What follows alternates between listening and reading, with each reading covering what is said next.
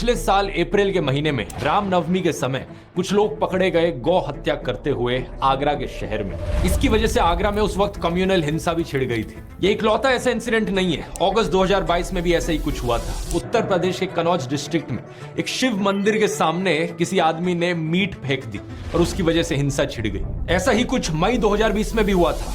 कोयम्बटूर मंदिर के सामने किसी ने मीट फेंक दी। फरवरी 2024 उत्तर प्रदेश के मुरादाबाद में कुछ लोग गौ हत्या काउस की स्लॉटरिंग करते हुए पकड़े गए। ये सारी खबरें सुनकर एक चीज आपके दिमाग में जरूर आएगी, आखिर ये कौन लोग हैं जो हिंदुओं की भावनाओं को ठेस पहुंचा रहे हैं और हिंदुओं को भड़काने की कोशिश कर रहे हैं। इसका जवाब वो नहीं जो शायद आप सोच रहे हो। पहली खबर का न्यूज आर्टिकल देखिए। यूपी पुलिस के अनुसार गौ हत्या के पीछे असली जिम्मेदार थे हिंदू महासभा के कुछ कार्यकर्ता जो हिंसा भड़काना चाह रहे थे। दूसरी खबर, शिव मंदिर के सामने मीट फिकवाई चंचल त्रिपाठी नाम के एक आदमी ने। इसने एक मुस्लिम कसाई को इसके लिए 10,000 रुपए दिए थे। इसके पीछे कारण था कि ये वहां के एसएचओ हरिश्याम सिंह के खिलाफ बदला लेना चाह रहा था। तीसरी खबर, कोयम्बटूर के मंदिर के सामने मीट फेंकने वाला आदमी था हरिराम प्रकाश, एक unemployed civil engineering graduate. Police के अनुसार ये मेंटली डिस्टर्ब था। चौथी खबर, गौ हत्या के पीछे मुरादाबाद में यूपी पुलिस ने अरेस्ट किया 4 लोगों को, जिनमें से एक था बजरंग दल का लीडर। ये एक मुसलमान आदमी को एक झूठे केस में फंसाने की कोशिश कर रहे थे, इसलिए इन्होंने खुद गौ हत्या कर दी। हैरानी की बात यह कि ये काम करने के लिए इन्होंने खुद एक मुस्लिम आदमी की मदद ली। इन खबरों के पीछे की सच्चाई सुनकर अगर आप हैरान हो रहे हो तो आराम से बैठ जाओ। अगले आधे घंटे में जो मैं सुनाने वाला हूं, अपनी आंखें और कान खोलकर ध्यान से सुनना। हमारे देश में एक भयंकर माफिया चलाया जा रहा है व्हाट्सएप और मीडिया के जरिए, जिसका सिर्फ एक मकसद है, सभी हिंदुओं को ब्रेन वॉश करना और तानाशाह के हाथों कठपुतली बना देना। मैंने पिछले वीडियो में समझाया था दोस्तों कि कैसे किसी भी देश का कोई भी डिक्टेटर हो, वो हमेशा देश की मेजॉरिटी कम्युनिटी को अपना टारगेट बनाता है। भारत के केस में मेजॉरिटी कम्युनिटी है हम हिंदुओं की, और हमें ब्रेन वॉश करने के लिए जो व्हाट्सएप पर माफिया चल रहा है वो 4 डिपार्टमेंट्स पर काम करता है। पहला डिपार्टमेंट जो आपके अंदर गर्व और अहंकार भरता है। कहा जाता है कि आप हिंदू कितने महान हो, specially so called upper caste हिंदुओं को एक गर्व दिया जाता है। चाहे आपने कुछ पर्सनल लाइफ में अचीव किया हो या ना किया हो, आपको कहा जाता है कि आप महान हो क्योंकि आप इस जात इस धर्म में पैदा हुए हो। हिंदू धर्म में जिस व्यक्ति का जन्म होता है वो व्यक्ति बहुत ही भाग्यशाली होता है। दूसरा डिपार्टमेंट कहता है कि आप पर सदियों से अत्याचार हुआ है, ये देखो आप कितने बड़े विक्टिम हो। तीसरा डिपार्टमेंट, आप खतरे में हो, देखो हमें उन लोगों से खतरा है, वो कभी भी आकर हमें खत्म कर सकते हैं। और चौथा डिपार्टमेंट जो नरेंद्र मोदी को मसीहा बनाता है, आपको कहा जाता है कि अगर आपको कोई बचा सकता है तो सिर्फ वही एक इंसान है जो आपको आकर बचाएंगे, इसलिए सिर्फ उन्हें ही वोट दो। दुनिया का सबसे बेस्ट प्राइम मिनिस्टर है। बाप जो पैदा किया उससे बड़ा मोदी है, उतना वो भगवान है। भगवान भारत ने भगवान का वरदान बन के आए हैं। इस वीडियो में तीसरे और चौथे डिपार्टमेंट को गहराई से समझते हैं, ये जानने के लिए कि लोगों को क्या क्या दिखाया जाता है उन्हें ब्रेन वॉश करने के लिए।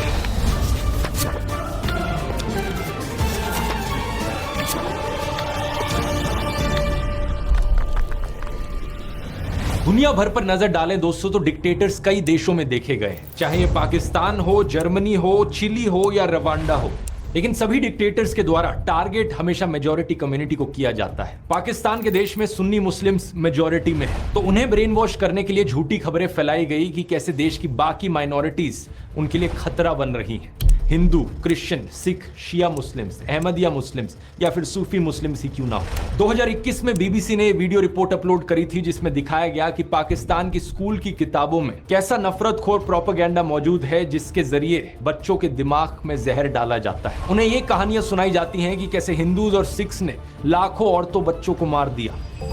मेरे पास मुताला पाकिस्तान बुक है और ये 11वीं और 12वीं जमात के लिए है। पेज नंबर 33 पे ये लिखा हुआ है, इंसानियत दुश्मन हिंदुओं और सिखों ने हजारों बल्कि लाखों औरतों, बच्चों, बूढ़ों और जवानों की इंतहाई बेदर्दगी और संगदिली से कत्ल किया और बेआबरू किया।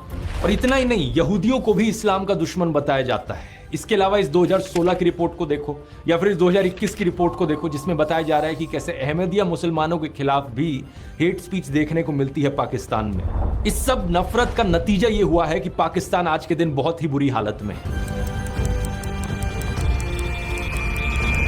पिछले साल की वर्ल्ड बैंक रिपोर्ट देखो, 40% पाकिस्तानीज बिलो पॉवर्टी लाइन है। बेरोजगारी एक बहुत बड़ी मुसीबत बनी फिर रही है और कुछ ही दिन पहले आईएमएफ ने बताया कि पाकिस्तान में इस फिस्कल ईयर में नियरली 25% की इन्फ्लेशन देखी जाएगी। पाकिस्तान की मेजॉरिटी कम्युनिटी सुन्नी मुस्लिम्स को इस नफरत के जाल में फंसकर ब्रेन वॉश होकर क्या मिला, एक ऐसा देश जो रहने लायक नहीं है, जहां लॉ एंड ऑर्डर का कोई नामो निशान नहीं है। मेजॉरिटी कम्युनिटी के अंदर एक डर की भावना जगाने के लिए किस तरीके का खबरों के साथ खेल खेला जाता है, इसका एक अच्छा उदाहरण देखने को मिलता है आज से 100 साल पहले अमेरिका में। साल 1919 की बात है। वॉशिंगटन में एक 22 साल का ब्लैक क्रिमिनल कुछ लोगों पर हमला करता है और चोरी करता है। जिन लोगों पर हमला किया जाता है उनमें से एक स्कूल टीचर थी जो खुद एक ब्लैक औरत थी। इस इंसिडेंट को लेकर एक इंटरेस्टिंग बात यह है कि वॉशिंगटन के जो सारे अखबार थे उस वक्त के, वो या तो इस खबर को रिपोर्ट ही नहीं करते या फिर इसे पूरी तरीके से दबा देते। लेकिन 5 दिन बाद सेम शहर में सेम क्रिमिनल जब एक व्हाइट औरत पर हमला करता है तो सारे अखबारों की ये फ्रंट पेज खबर बन जाती है। इसकी वजह से अगले कई हफ्तों तक वॉशिंगटन में दंगे देखने को मिलते हैं ब्लैक्स और व्हाइट्स के बीच में। 39 लोगों को मारा जाता है और 150 से ज्यादा लोग जख्मी हो जाते हैं। जो एक्चुअल क्रिमिनल था इस केस में,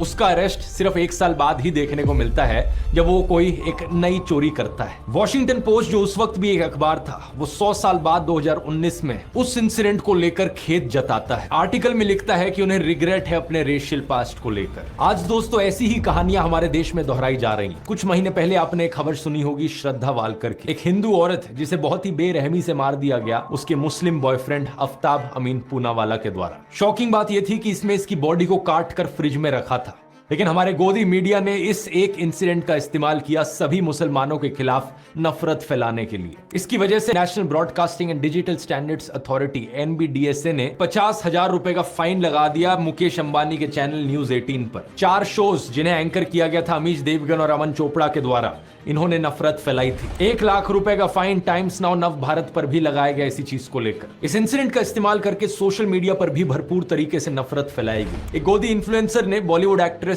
सोनाक्षी सिन्हा की फोटो अपलोड करी उनके मुस्लिम दोस्त के साथ। श्रद्धा की खबर को देखते हुए शत्रुघ्न सिन्हा ने दहेज की लिस्ट से फ्रिज को हटा लिया है। सुदर्शन न्यूज ने एक प्रोग्राम चलाया जिसकी हेडलाइन थी मेरा अब्दुल ऐसा नहीं है की हकीकत। एक और गोदी इन्फ्लुएंसर ने ट्विटर पर पोस्ट किया आपका अब्दुल भी वैसा ही है। जी न्यूज ने ट्वीट करके प्रोग्राम चलाया मेरा अब्दुल वैसा नहीं है वालों के लिए सबसे बड़ा सबक है ये केस। और ऑफ कोर्स व्हाट्सएप माफिया ने भी अब्दुल शब्द का इस्तेमाल करके बहुत सारे जहरीले मैसेजेस फैलाए। ये सारे पोस्ट और मैसेजेस सिर्फ एक चीज साबित करना चाहते हैं कि हर एक मुसलमान आदमी एक पोटेंशियल खूनी है। अब्दुल शब्द का प्रयोग यहाँ पर सभी मुसलमानों को डिनोट करने के लिए किया जा रहा था। कुछ ही दिन पहले एक और ऐसी खबर आई कर्नाटका से, जहां पर एक मुस्लिम आदमी फयाज ने एक हिंदू लड़की नेहा को मार दिया। एक बार फिर से ये सारे गोदी इन्फ्लुएंसर्स और व्हाट्सएप माफिया को चलाने वाले एक्टिवेट हो गए और सभी मुसलमानों के खिलाफ नफरत उगलने लग गए। मकसद सिर्फ एक, हिंदुओं को ब्रेन वॉश करो और हिंदुओं के अंदर डर बिठाओ कि हिंदू खतरे में है और हमें अगर इस खतरे से बाहर निकलना है तो मोदी को वोट देना होगा। अब जिन लोगों का ब्रेन वॉश ऑलरेडी किया जा चुका है उन्हें इस चीज में कुछ भी गलत नहीं लगेगा। वो कहेंगे क्या गलत है इसमें, ये मर्डर यहाँ पर हुआ, मुसलमान ने किया, ये सारे मुसलमान ऐसे ही होते हैं। उन्हें अगर आप बोलने की कोशिश करोगे तो सिर्फ 1-2 इंसिडेंट्स है, वो आपको 10 ऐसे इंसिडेंट्स गिना देंगे। शारदा आफ्ताब, नेहा फयाज, साक्षी साहिल खान, निकिता तौसीफ, अरशद प्रभा, अंकिता शाहरुख,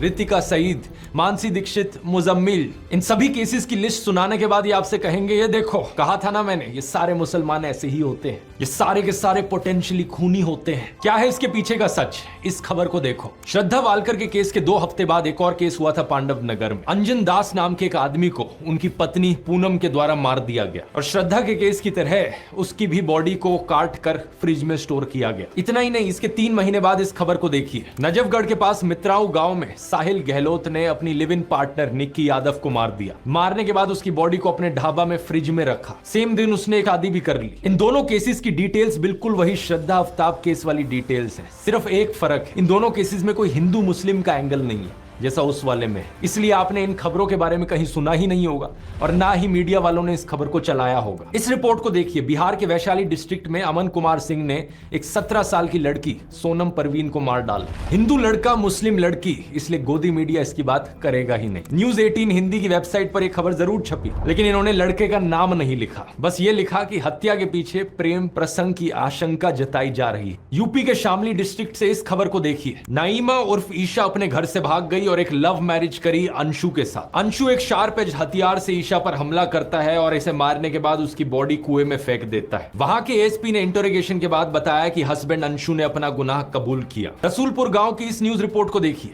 20 साल की गुलनाज खातून को जिंदा जला दिया गया एक आदमी और उसके दोस्तों के द्वारा, क्योंकि उसने मैरिज प्रपोजल रिफ्यूज कर दिया था। यहाँ अक्यूज्ड कौन था? सतीश कुमार राय। पिछले साल जब साक्षी और साहिल खान की खबर मीडिया में फैलाई जा रही थी तो उससे कुछ दिन पहले एक और वैसा ही इंसिडेंट हुआ था। बिहार का एक लेबरर रामानुज साहू सूरत गया अपने परिवार से मिलने। उसका अपनी पत्नी रेखा के साथ झगड़ा हुआ और उसने रेखा पर 10 बार चाकू से वार किया। जब उसकी 19 साल की बेटी ने अपनी मां को बचाने की कोशिश करी तो उसने उसे भी मार डाला। नजफगढ़ की इस खबर को देखिए। विपुल सिंह नाम का आदमी खुले में धमकी देता है कि वो मुसलमान औरतों को मोलेस्ट करेगा और मारेगा। दिल्ली पुलिस और एनसीडब्ल्यू ने इस पर कॉग्निसेंस भी लिया। या फिर 5 महीने पहले की कर्नाटका की इस रिपोर्ट को देखिए। 39 साल का आदमी प्रवीण अरुण, इसने अपनी 21 साल की एयर होस्टेस कोलीग आयनाज के साथ दोस्ती करी। जब आयनाज ने इससे कम्युनिकेट करना बंद कर दिया, ये उसके घर में गया और उसे मार डाला। और इसके बाद इसने उसकी मां को भी मार डाला, उसकी बड़ी बहन को भी मार दिया और उसके छोटे भाई 14 साल के उसको भी मार दिया। फिर से हिंदू आदमी है, मुस्लिम औरत है, तो गोदी मीडिया इसकी बात नहीं करेगा, ना ही आपको व्हाट्सएप पर सुनने को मिलेगी। 20 दिन पहले की इस खबर को देख लीजिए। 26 साल की रुखसार उर्फ रिया को उसके लिव इन पार्टनर ने मार डाला और उसकी बॉडी को एक कबर्ड में स्टफ कर दिया। अक्यूज्ड कौन था? विपुल टेलर नाम का आदमी। जब दैनिक जागरण में एक खबर छपी तो इन्होंने लड़की का नाम कहीं मेंशन नहीं किया अपने आर्टिकल में। अब इस खबर को देखिए। बेंगलोर में रहने वाला प्रदीप एक रुखसाना नाम की औरत से संबंध बनाता है। दोनों का साथ में बच्चा होता है। रुखसाना उससे शादी करना चाहती है, लेकिन वो ये नहीं चाहता था, तो उसने रुखसाना का खून कर दिया। ये भी कुछ ही दिन पहले की खबर है कर्नाटका से। मेरा एक ही सवाल है नफरत फैलाने वाले नमूनों से। आपको मैंने इतने सारे केसेस गिना दिए यहाँ पर पिछले 1-2 सालों के, जहां पर हत्या करने वाला एक हिंदू था। तो क्या यहाँ पर यह कहा जा सकता है कि हर हिंदू आदमी यहाँ पर एक पोटेंशियल खूनी है? ऑब्वियसली नहीं कहा जा सकता। देश में 55 से 60 करोड़ हिंदू आदमी रहते हैं। इन 20-30 केसेस को लेकर जनरलाइज नहीं किया जा सकता कि सारे हिंदू लड़के ऐसे होते हैं, और ठीक इसी तरीके से मुसलमानों को भी जनरलाइज नहीं किया जा सकता। देश में रहने वाले करोड़ों मुस्लिम आदमी हैं, सारे के सारे पोटेंशियल किलर नहीं होते। ये एज्यूम करना एक बहुत ही बेवकूफी वाली चीज है और ये आपका नफरत खोर माइंडसेट दिखाती है। अगर आपको ऐसा लगता है तो बड़े अफसोस की बात है, मुझे कहना पड़ रहा है कि आपका ब्रेन वॉश हो चुका है। एनसीआरबी की रिपोर्ट क्राइम इन इंडिया 2022 के अनुसार देश में 4.5 लाख क्राइम्स हुए हैं औरतों के खिलाफ इस 2022 के साल में। इन 4.5 लाख क्राइम्स में से 28,522 एफआईआर्स दर्ज कराई गई मर्डर की, जिनमें से 8,125 फीमेल्स थी। अब एक साल में अगर 8,000 से ज्यादा मर्डर के केसेस हो रहे हैं जहां पर औरतों को मारा जा रहा है, तो ऑब्वियस सी बात है इनमें से कुछ मर्डर्स ऐसे होंगे जो एक मुसलमान आदमी ने किए होंगे, कुछ ऐसे होंगे जो एक हिंदू आदमी ने किए होंगे। हर तरह के परम्यूटेशन कॉम्बिनेशन यहां पर आपको मिल जाएंगे। हिंदू आदमी हिंदू औरत, मुस्लिम आदमी मुस्लिम औरत, हिंदू आदमी मुस्लिम औरत, या मुस्लिम आदमी हिंदू औरत। और सिर्फ हिंदू मुस्लिम ही नहीं, सभी धर्मों के आपको कॉम्बिनेशन मिल जाएंगे, क्योंकि 8,000 यहां पर बहुत बड़ा नंबर होता है। प्रॉब्लम यह है कि जिन लोगों का ब्रेन वॉश हो चुका है उनकी आवाज सिर्फ तब निकलती है जब उन्हें दिखता है कि हत्या करने वाला एक मुस्लिम आदमी था और जिसकी हत्या हुई वो एक हिंदू औरत थी। सब लोगों के मुंह पर चुप्पी लग जाती है जब दिखता है कि यहाँ एक हिंदू औरत को हिंदू आदमी के द्वारा मारा गया, या फिर एक मुस्लिम औरत को हिंदू आदमी के द्वारा मारा गया। किसी भी नॉर्मल इंसान में अगर इंसानियत है तो वो इन सभी केसेस के खिलाफ आवाज उठाएगा जहां जहां औरतों का अत्याचार हो रहा है। कोई भी सेंसिबल आदमी यहां पर कहेगा सरकार को कि यहां सारे क्राइम्स को क्यों नहीं रोका जाता जो सारी औरतों के खिलाफ हो रहे हैं। असलियत में सॉल्यूशन ढूंढने की जरूरत है इस चीज को लेकर। ऐसा तो होगा नहीं कि पुलिस एक एरिया को सेफ बनाएगी सिर्फ हिंदू औरतों के लिए और मुस्लिम औरतों के लिए वो एरिया अनसेफ रहेगा। अगर किसी एरिया को सेफ बनाना है तो सभी औरतों के लिए वो सेफ बनेगा ना। सेलेक्टिव आउटरीच इन लोगों का सबसे बड़ा हथियार है। अगर आज मैं जस्टिस की डिमांड करता हूं तो मैं नेहा के लिए भी करता हूं और रुखसाना के लिए भी करता हूं। मैं उन सभी हिंदू और मुस्लिम औरतों के लिए जस्टिस की डिमांड करता हूं जिनके खिलाफ अत्याचार हुआ है। पुलिस को यहां पर स्पीडी इन्वेस्टिगेशन करने की जरूरत है। देश भर में अगर पुलिस वालों की कमी है तो स्टेट गवर्नमेंट्स को यहां पर और पुलिस को रिक्रूट करने की जरूरत है। कोर्ट्स अगर धीरे काम करते हैं तो उन्हें फास्ट ट्रैक ट्रायल करने की जरूरत है। तारीख पे तारीख देना उन्हें बंद करना होगा और खून करने वाला चाहे हिंदू हो या मुसलमान हो, उन सबको स्ट्रिक्टेस्ट पनिशमेंट दी जानी चाहिए। अब मैं इन बीजेपी वालों को चैलेंज करता हूं कि ये सेम चीज बोलकर दिखाएं। इनका एक भी नेता, एक भी कार्यकर्ता ये सेम चीज बोल नहीं पाएगा, हिम्मत ही नहीं होगी, क्योंकि अगर इन्होंने ये चीज बोल दी तो इनका पूरा का पूरा सिस्टम खत्म हो जाएगा। हिंदुओं को ब्रेन वॉश करने का इनका यही तरीका है और इसके बिना इनका धंधा ही नहीं चलेगा। अरे किसी और धर्म की औरत को लेकर जस्टिस की डिमांड करे वो तो बहुत दूर की बात है, ये हिंदू औरतों के लिए भी जस्टिस की डिमांड नहीं करेंगे अगर इन्हें दिखा कि बीजेपी इन्वॉल्व है कहीं पर। अगर किसी हिंदू औरत को किसी हिंदू आदमी के द्वारा मारा गया किसी बीजेपी रूल्ड स्टेट में, या किसी कल्प्रिट का कोई बीजेपी कनेक्शन निकल जाए, तो इनके मुंह बिल्कुल बंद हो जाते हैं। दिसंबर 2019 में देख लो क्या हुआ था जब farmer BJP MLA Kuldeep Singh को कॉन्विक्ट किया गया किडनैपिंग और मोलेस्टिंग के केस में। इस केस में बहुत से विटनेसेस की मौत हो गई थी और इनके कार्यकर्ताओं ने क्या किया, इनके सपोर्ट में रैली निकाली थी। विधायक जी सरासर निर्दोष हैं, उनको फंसाया जा रहा है। कुछ महीने पहले एक IIT BHU का केस हुआ जहां पर 3 अक्यूज थे, कुणाल पांडे, सक्षम पटेल और अभिषेक चौहान। ये बीजेपी IT सेल की वाराणसी यूनिट का हिस्सा थे। इन्होंने अपनी फोटोज पोस्ट करी थी JP नड्डा के साथ, अनुराग ठाकुर के साथ, UP CM आदित्यनाथ के साथ। क्या लगता है आपको यहां पर किसी हिंदू औरत की इन्हें चिंता थी? बिल्कुल नहीं थी, क्योंकि इस केस में इनके खुद के लोगों पर आरोप लगा था बलात्कारी का। उत्तराखंड का ये केस देख लो, 19 साल की अंकिता भंडारी का। ये एक रिजॉर्ट में काम करती थी और इस रिजॉर्ट के owner farmer BJP politician Vinod Arya के बेटे पुलकित आर्या थे। इस पर इल्जाम लगा कि इसने अंकिता को मोलेस्ट किया और उसकी हत्या कर दी। लड़की के पापा को एक से दूसरे पुलिस स्टेशन तक भागना पड़ा FIR रजिस्टर करवाने के लिए। कुछ एक्शन सिर्फ तब लिया गया जब लोकल न्यूज पोर्टल जागो उत्तराखंड में इस मर्डर को हाईलाइट किया था। लेकिन बाद में पता है क्या हुआ? इस न्यूज पोर्टल के जर्नलिस्ट आशुतोष नेगी को ही पुलिस अरेस्ट कर लेती है, ये कहकर कि इसके इंटेंशंस पर हमें शक होता है। अंकिता भी हिंदू थी, लेकिन क्या व्हाट्सएप पर आपने इस मैसेज को पढ़ा? कभी नहीं पढ़ा होगा, क्योंकि इनका माफिया चल रहा है। श्रद्धा वालकर के केस में तो मुस्लिम ऑर्गेनाइजेशन जमात-ए-इस्लामी हिंद ने उसे कंडेम भी किया और किलर को लेकर हार्शेस्ट पनिशमेंट भी मांगी।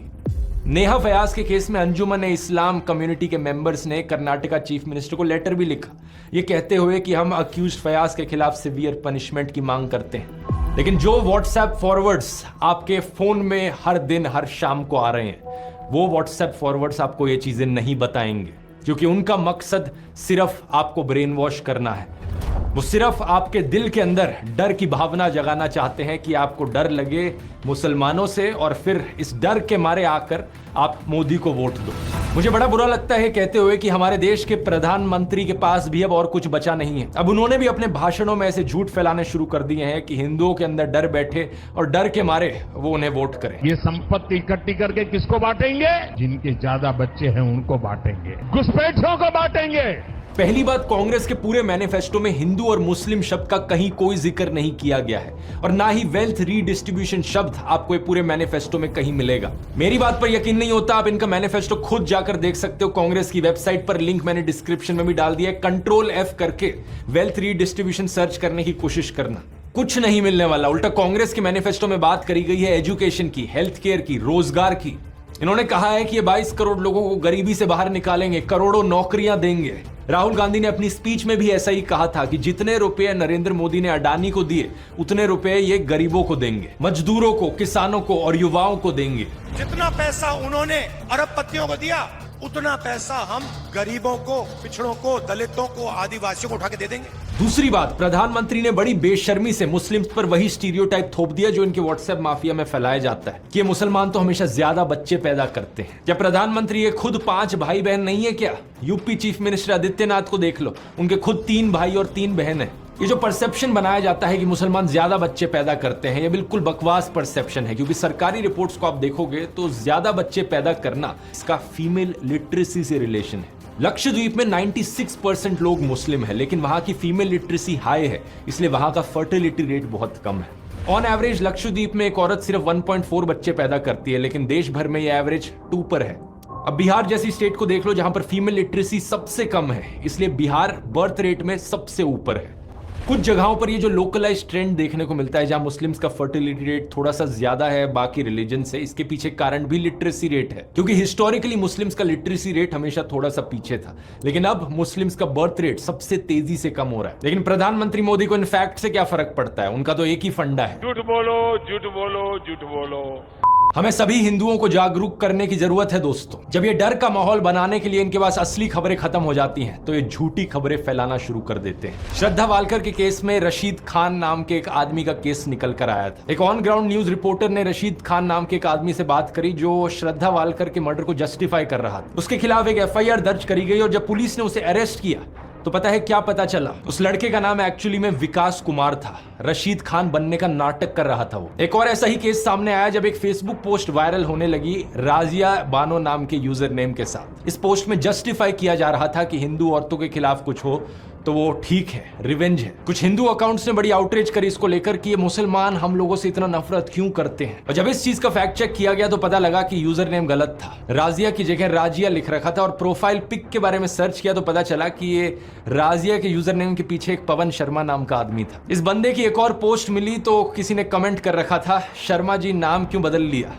तो उस आदमी ने लाफिंग इमोजीज के साथ रिप्लाई किया, पवन भाई अब मुल्ली बनोगे क्या? सॉरी मुल्ला। और इसने रिप्लाई किया, just wait and watch dear. कुछ लोग नफरत के पागलपन में इतने अंधे हो गए हैं कि ये खुद से नफरत की खबरें फैलाते हैं ताकि इल्जाम वहां मुसलमानों पर डाला जा सके, उनकी इमेज को बदनाम किया जा सके। वीडियो के शुरू में मैंने आपको ऐसे ही कुछ किस्से सुनाए थे जहां पर बजरंग दल और हिंदू महासभा के मेंबर्स ने जाकर गौ हत्या करी, और वो भी इसलिए ताकि किसी मुसलमान पर इल्जाम डाला जा सके कहकर कि ये देखो ये मुसलमान लोग हैं जो हमारी गौ माता की हत्या करते हैं। यहां पर एक बहुत बहुत बड़ा खेल खेला जा रहा है दोस्तों। झूठी खबरें कितनी ज्यादा फैलाई जा रही हैं आप यकीन नहीं करोगे। एक यूजर अभिषेक कुमार अपने आप को मोदी का परिवार कहते हैं, ये वीडियो शेयर करते हैं जहां पर कुछ लड़कियां एक आदमी के पीछे भागकर उसे डंडों से मार रही हैं। लिखा जाता है, वीडियो कहां से है ये पता नहीं, लेकिन ये देखकर बहुत अच्छा लगा कि हिंदू बेटियों ने लव जिहादियों को सबक सिखाना शुरू कर दिया है। अगर सर्च करके देखोगे वीडियो कहां से है, उत्तर प्रदेश का ये इंसिडेंट है 2018 का, और जिस आदमी को मारा जा रहा है उसका नाम है Kapil Chauhan,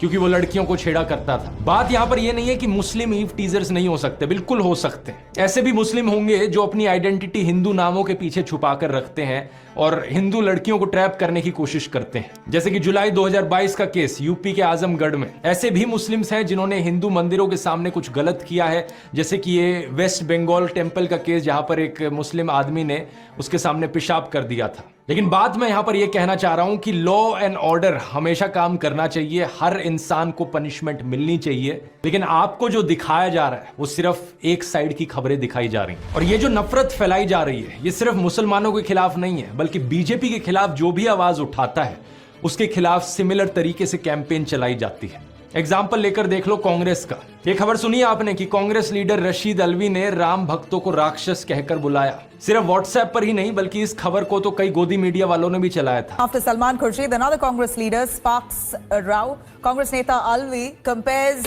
those chanting Ram Bhakts to demon. Rashid Alvi साहब ने बोला कि ये जो जय श्री राम बोलते हैं ये सब राक्षस है, लेकिन ये सरासर झूठी खबर थी। सच बात यह है कि रशीद अलवी एक्चुअली में बात कर रहे थे रामायण की, जब मेघनाथ से लड़ते हुए लक्ष्मण अनकॉन्शियस हो जाते हैं और हनुमान उनके लिए जड़ी बूटी लेकर आते हैं। रावण कुछ राक्षसों को भेजता है जो अपने आप को एक साधु की तरह डिस्गाइज कर लेते हैं, कुछ ऐसे राक्षस जो खुद जय श्री राम का नारा लगाते हैं। यही चीज उनके द्वारा कही जा रही थी कि ये कुछ लोग जो राम का नाम ले रहे हैं ये असल में राक्षस हैं साधुओं के फेज में। वो अप्सरा बन जाती है और वो हनुमान जी से कहती है, हनुमान क्यों वक्त खराब कर रहे हो, तुम्हें तो सूरज निकलने से पहले जाना है संजीवनी बूटी लेकर। और ये जो सामने बैठा है जय श्री राम कह रहा है, मुनि नहीं ये निश्चर घोरा, ये मुनि नहीं है ये तो घोर राक्षस है। मैं आपसे बस इतनी बात कह के अब आपसे विदा लूंगा कि आज भी बहुत लोग जय श्री राम का नारा लगाते हैं, वो सब मुनि नहीं वो निश्चर घोरा। बीजेपी वाले ये बात जानते थे, लेकिन जानबूझ के इनकी स्टेटमेंट को क्लिप किया गया ये दिखाने के लिए कि कांग्रेस मुसलमानों के साथ है, हिंदुओं के खिलाफ बोलती है। रवीश कुमार के साथ भी ये चीज अक्सर करी जाती है। दिल्ली में जब दंगे भड़के थे, शाहरुख नाम के एक आदमी ने गोलियां चलाई थी। व्हाट्सएप पर एक क्लिप काट कर डाली जाती है जिसके ऊपर नीचे कैप्शन लिखा जाता है, आतंकी शाहरुख को बचाने के लिए रवीश ने बताया उसे ब्राह्मण अनुराग मिश्रा। जो ओरिजिनल अनएडिटेड वीडियो है वहां पर रवीश कुमार कह रहे हैं अभी भी जरूरत है कि पुलिस इसकी पहचान को लेकर दोबारा बोले। पुलिस साफ कहती है कि शाहरुख है, मगर आप सोशल मीडिया में देखिए अनुराग मिश्रा बताया जा रहा है। अभी भी जरूरत है कि पुलिस इसकी पहचान को लेकर दोबारा बोले। इसके बाद एक एनडीटीवी रिपोर्टर खुद पुलिस से बात करते हैं और कंफर्म करते हैं कि इस आदमी का नाम शाहरुख ही है। नाम को लेकर कोई स्पष्टीकरण आया है कि नाम क्या है? शाहरुख नाम है उसका। एक और झूठ फैलाया जाता है कि रवीश कुमार कभी कश्मीरी पंडितों की बात नहीं करेंगे, जबकि उन्होंने कई बार एपिसोड्स बनाए हैं कश्मीरी पंडित पर, 12 साल पहले से लेकर एज रिसेंट एज 3 महीने पहले। लेकिन क्या फर्क पड़ता है, व्हाट्सएप पर जब लोगों को ब्रेन वॉश करना है तो उसके लिए कुछ भी बोल दो। एक और एक्यूजिशन जो इनके खिलाफ उठाई जाती है कि ये कभी कांग्रेस के खिलाफ नहीं बोलते, लेकिन 2014 से पहले की इनकी ये क्लिप देखो, कई रिपोर्ट्स मिल जाएंगी जब ये मनमोहन सिंह की सरकार के खिलाफ आवाज उठा रहे हैं। पिछले अगस्त में अयाज झांसवी के शेर से जवाब दिया था, तब कोयला घोटाले के आरोपों की आंच उनकी सरकार पर आ रही थी। 7 महीने बाद मनमोहन सिंह ने उन सवालों का जवाब दिया या अपनी आबरू के लिए खामोशी तोड़ी है। एस्बेस्टस के इसी तरह के हजारों कमरे गांव की जमीन पर बना दिए गए और मजदूरों को बोरी में आलू की तरह इनमें ठूंस कर रख दिया गया। अब मेरे खिलाफ भी ये लोग ऐसे ही झूठ फैलाते हैं। इस व्हाट्सएप मैसेज को देखो, पता नहीं कितनी बार इन्होंने इस व्हाट्सएप मैसेज को अपने ग्रुप्स पे बार बार फॉरवर्ड किया है। लिखते हैं कि मैं एक हिंदू ही नहीं हूं, मेरा नाम ध्रुव राठी नहीं है, मेरा असली नाम है बदरू रशीद। और इतना ही नहीं, इन्होंने मेरी वाइफ यूली को भी पाकिस्तानी बना दिया। और नीचे देखो क्या क्या बकवास लिख रखी है कि यहाँ पे पाकिस्तानी आर्मी का कनेक्शन है, ISI है, अमेरिका है, दाऊद इब्राहिम का कनेक्शन है। क्या बकवास लिखते हैं, मुझे सुनकर हंसी आती है, आपको भी हंसी आ रही होगी, लेकिन इसके पीछे का एजेंडा देखो क्या है। जो भी बीजेपी के खिलाफ बोलने की कोशिश करता है उसे किसी ना किसी तरीके से मुसलमान बना दो, पाकिस्तानी बना दो, क्योंकि जो ओवरऑल गेम यहां पर खेला जा रहा है वो यही है कि हिंदुओं के अंदर डर बैठाना है। और जो भी इनके खिलाफ बोले, अगर कोई वो हिंदू बोल दे ना इनके खिलाफ, तो वो हिंदू हो ही नहीं सकता। ये अपने फॉलोअर्स को, अपने ब्रेन वॉश लोगों को यही दिखाना चाहते हैं कि जो भी वहां से आवाज उठा रहा है इनके खिलाफ वो हिंदू नहीं है, वो सिर्फ मुस्लिम लोग हैं। जो झूठ ये फैलाते हैं उसे ये डबल चेक भी नहीं करते। एक ये मैसेज था इनका जो फैलाया जा रहा था, अभी कुछ दिन पहले एक ये दूसरा मैसेज है इनका जो ये फैला रहे हैं। इस ट्वीट को देखो, इसके अनुसार तो मेरे फादर इन लॉ हैं एक्चुअली में पाकिस्तानी सिटीजन, यानी कि यूली के पापा। फिर लिखते हैं कि यूली इकलौती बेटी है उनकी। ये चीज भी झूठ है। अगर इन्होंने मेरे व्लॉग्स देखे होते तो इन्हें पता होता कि वो इकलौती नहीं है। मतलब कुछ बिलीवेबल तो हो जो कह रहे हो, लेकिन अनफॉर्चुनेट चीज ये है कि जो लोग ब्रेन वॉश्ड हो चुके हैं इनके माफिया के अंडर आकर, उन्हें इससे फर्क ही नहीं पड़ता। ये एक लॉजिकल सेंसिबल दिखने वाली झूठी कहानियां क्यों बनाने में टाइम वेस्ट करें, जब इनके जो लोग व्हाट्सएप मैसेजेस पढ़ रहे हैं वो इन बेसर पैर की झूठी कहानियों से ही कन्विंस्ड हो जा रहे हैं। व्हाट्सएप माफिया का तीसरा डिपार्टमेंट कुछ इस तरीके से लोगों के अंदर डर बिठाता है कि उनकी सोचने समझने की शक्ति बिल्कुल स्विच ऑफ हो जाती है। इसलिए बहुत जरूरी है लोगों को जागरूक करना इस चीज के बारे में, स्पेशली हिंदू लोगों को जागरूक करना, क्योंकि अगर किसी को सबसे ज्यादा बेवकूफ बनाया जा रहा है यहां पर, तो वो हम हिंदुओं को बनाया जा रहा है। इस माफिया के 2 और डिपार्टमेंट्स बचते हैं। आने वाले वीडियोस में उनको भी गहराई से समझेंगे, लेकिन तब तक काम रुकना नहीं चाहिए। हमारा ये संघर्ष देश के संविधान को बचाने के लिए है, देश के लोकतंत्र को बचाने के लिए। और अगर आप उन लोगों में से हो जिन्हें अभी भी लगता है कि नहीं देश में सब ठीक चल रहा है, देश में कोई तानाशाही नहीं है, तो जरा कुछ दिन पहले की इस खबर को देख लो जरा। सूरत की लोकसभा सीट पर क्या हुआ, कांग्रेस के कैंडिडेट को डिस्क्वालीफाई कर दिया गया और वहां बाकी 8 कैंडिडेट्स ने किसी ना किसी बहाने से विड्रॉ कर लिया, यानी कि इलेक्शन होने से पहले ही बीजेपी ने यह सीट जीत ली। इमेजिन कर सकते हो दोस्तों, लाखों लोग जो सूरत में रहते हैं उनका लोकतांत्रिक अधिकार उनसे इस तरीके से छीन लिया गया। इतना ही नहीं, अरुणाचल प्रदेश में भी ऐसा ही कुछ हुआ। बीजेपी ने 10 सीटें ऑलरेडी जीत ली वहां पर इलेक्शन होने से पहले ही। और इस खबर को देखो, जहां पर दिल्ली में वो चुनाव हारने वाले थे उन्होंने इलेक्शन ही नहीं होने दी एमसीडी की। इससे पहले चंडीगढ़ की इलेक्शन में सीधा सीधा फ्रॉड करने की कोशिश करी गई थी बीजेपी को जिताने के लिए। मतलब समझ रहे हो आप इस सब का दोस्तों, जो पहले चंडीगढ़ में हुआ, जो आज सूरत में हुआ, वो कल पूरे हिंदुस्तान में होगा अगर इन्हें इसी तरीके से जीतने दिया गया तो। 1 नेशन 1 इलेक्शन तो सिर्फ दिखावे का फंडा लगता है। अगर देश इसी तरीके से आगे बढ़ता रहा तो यहां पर जल्द ही 1 नेशन 0 इलेक्शन होगी। चुनाव होने से पहले ही बीजेपी के कैंडिडेट्स जीतते जाएंगे। क्या आप ऐसा देश देखना चाहते हो जहां पर इलेक्शन के कोई मायने ही ना रह जाएं? इस चुनाव में दोस्तों हमें अपनी पूरी जी जान लगानी होगी देश के लोकतंत्र को बचाने के लिए। मैंने तो अपना पूरा करियर यहां दांव पर लगा दिया है, क्योंकि मैं चुप नहीं बैठ सकता। मैं देश को ऐसी हालत में गिरते नहीं देख सकता। इसलिए मैं बार बार कह रहा हूं, अपनी आवाज उठाओ, क्योंकि शायद दोबारा कभी मौका ना मिले। 3 स्टेप्स मैं आपको दोबारा से बताना चाहूंगा। स्टेप 1, मेरे व्हाट्सएप चैनल को जाकर ज्वाइन करो। इसका लिंक इस QR कोड में मिल जाएगा, या लिंक डिस्क्रिप्शन में भी है। अगर ये लिंक आपके लिए खुल नहीं रहा तो व्हाट्सएप ऐप को अपडेट करो अपने फोन पर। चैनल ज्वाइन करने के बाद बेल आइकन दबाओ नोटिफिकेशन का। हमारा मिशन है 100 करोड़। हम व्हाट्सएप पर एक ऐसी आंधी लेकर आएंगे सच की कि इनका ये पूरा व्हाट्सएप माफिया दब जाएगा। स्टेप 2, वोट करना मत भूलना। वोट करना बहुत बहुत जरूरी है। अपने परिवार में, अपने दोस्तों तक ये चीजें पहुंचाओ। और स्टेप 3, जितना आप अपने आसपास के लोगों को जागरूक कर सकते हो करो। वीडियोस बना के करो, या घरों से बाहर निकलो, गांव में जाओ, मोहल्लों में जाओ, सड़कों पर घूमो, लोगों तक ये संदेश पहुंचाओ कि देश कितना खतरे में है। मुझे नहीं पता अंत में हमारी ये कोशिश सफल होगी या नहीं, लेकिन एक बात जरूर पता है मुझे, मैं अपने आप पर हमेशा गर्व करूंगा कि मैं चुप नहीं बैठा रहा। मैंने अपनी तरफ से पूरी कोशिश करी, आखिरी दम तक कोशिश करी। जय हिंद।